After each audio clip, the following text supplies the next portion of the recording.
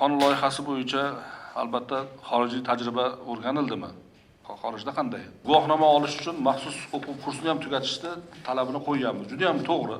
Qaysi ta'lim muassasasi bunga ruxsat beradi? Qayerda o'qitiladi? Uni o'qitish metodikasini kim ishlab chiqadi?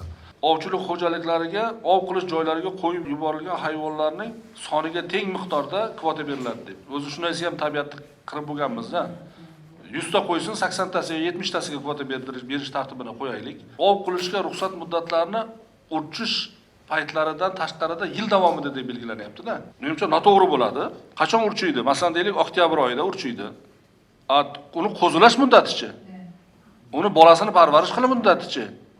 Bu umuman nazarga tutilmagan. Masalan, deylik, kuzgi mavsumda urchigan hayvon bahorga borib ko'payadi. Ularni bolalarining onasining himoyasida rivojlanish uchun ham vaqt talab qilinadi. Masalan, deylik, baliq uchun shunaqa yaxshi narsa bor. May oyida, iyun, avgust oyida 4 oy urchiydi, ko'paytiriladigan paytda ovlanmaydi baliq.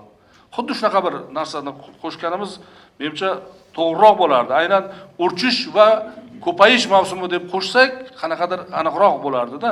Tabiatga dam berish payti keldi. Ovchilik bugun kun ko'rish manbai emas. Bugun ovchilik bu ko'ngilxushlik. Ko'ngilxushlik arzonga bo'lmasi kerak. Ko'ngilxushlik qimmatga bo'lishi kerak. Kamyob yo'qolib borayotgan O'zbekiston Respublikasining qizil kitobiga kiritilgan hayvonlarni tutishga faqatgina ilmiy maqsadlardan tashqari barcha hollarda taqiq qo'yishimiz kerak. O'zi shunisi ham bizga sanoqli qoldi. Masalan, deylik, qo'ng'ir ayiq sanoqli qoldi. Kiyiklarimiz u xorijlik bo'ladimi, u katta pul to'laydimi? Qat'iy nazar, demak, qizil kitobga kiritilganlarni faqat yana qaytarib aytaman, ilmiy maqsadlardan boshqasiga tabiatdan ajratishga taqiq qo'yish kerak.